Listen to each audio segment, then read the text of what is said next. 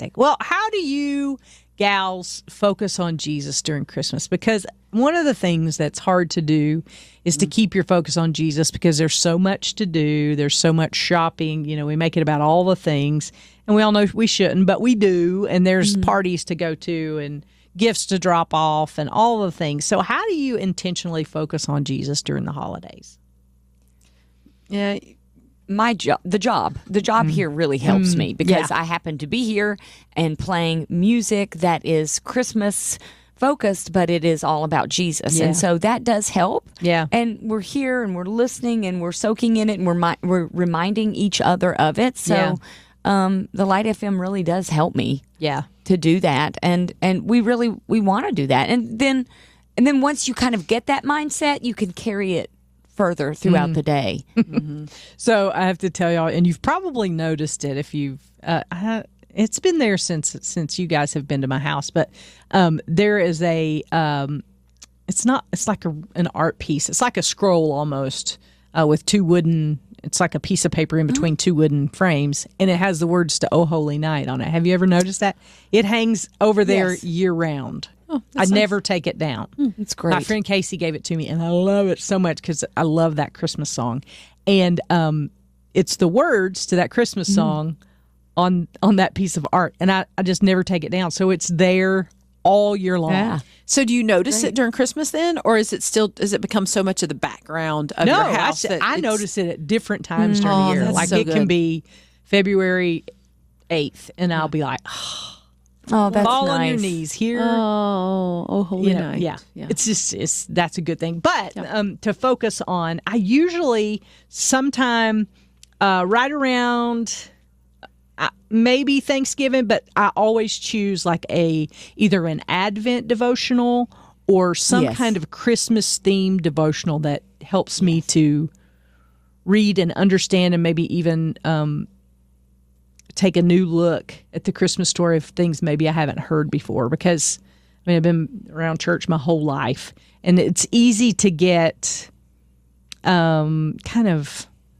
stale in your appreciation and love for the Christmas story, but that's where it all began. And I don't want that to happen, but sometimes it does, because you're like, oh, I've heard all that. And so I try to find that usually around Thanksgiving sometime. I try to find a good Advent or Christmas devotional that I can do. Some friends of mine that I always wanted to do this, but I never did. But when I lived close to them, it's when I lived in Boone, and they had an Advent log, and they would light a candle every night, and they would invite me over.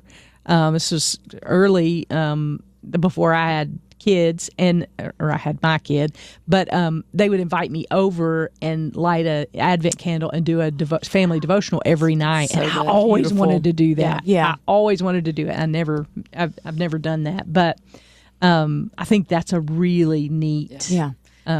I grew up in the Methodist tradition, and so we have a Advent wreath. And so with 4 candles on it, and I put one up at my house. Well, my parents did this when I was growing up. I'm not very good at rituals like that.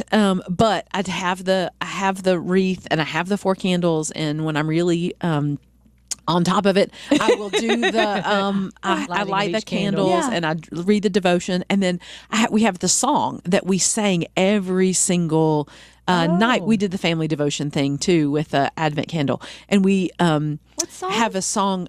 I don't know. Light the Advent candle one. Now the waiting has begun. There's probably more to it. I know there's more to it, but that's the tune of it. That's an Advent song. And so there's a verse each week. You add a new verse to it, and so there's the four verses. It's a really cool tradition that we did when I was growing up. They had a candle for every night, if I'm not mistaken. I think that's right. And it was because they lit a different candle every night. It's such a beautiful tradition. I wish I had done it, but I haven't done that yet. Well, we still can. Maybe there's time. There's time. And that's kind of how I felt too. I really wish that I could carry on that tradition with my family, but I'm like, Tricia here, and I got the boys in my house, and they're not interested in tradition. So it's just me, and singing by yourself, lighting a candle just feels weird. Yeah. So I stopped. Maybe we could do a Zoom Advent. We can do it. Yeah, why not? Just the three of us. We'll every do night. It. We'll light a candle. You'll have to lead us in that song. I like it very much. I'll lead you in the song. Let's do it. But we need traditions. I'm remembering this, that we need them because we're so busy, and one day kind of goes into the next and the next, especially when you add things like, I've got to buy this gift and that gift, and we've got to be ready for this holiday concert.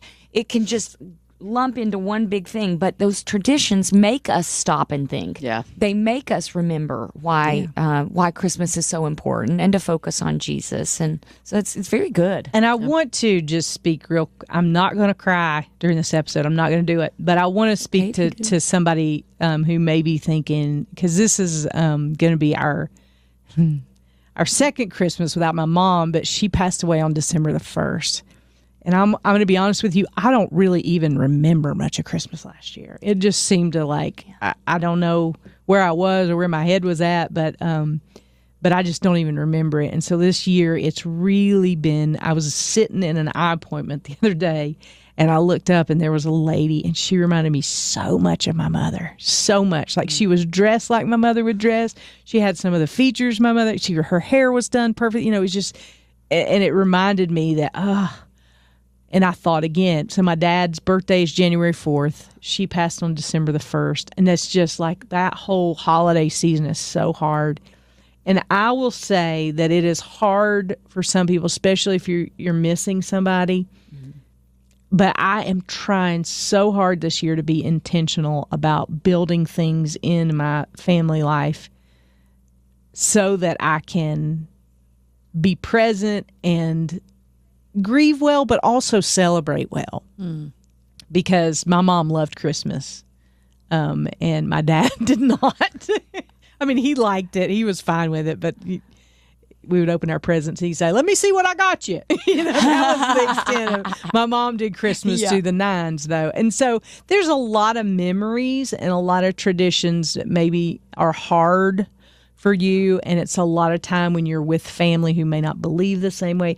There's a lot of emotional, but I don't want to in any way, shape, or form, set ourselves up for failure here with expectations and all that, because it can be very hard. But the good news is that you can be intentional about building things that you want to do with your family that are not in any way. I mean, I think some of last year I felt like I shouldn't even celebrate Christmas because my mom had just passed, and it had been a long goodbye, and there was some guilt there for even celebrating. But I just want to speak to that for a second, because I think it's honest, and it's not always easy to do that because people have baggage and people have memories and people have grief that they're going through. So give yourself grace.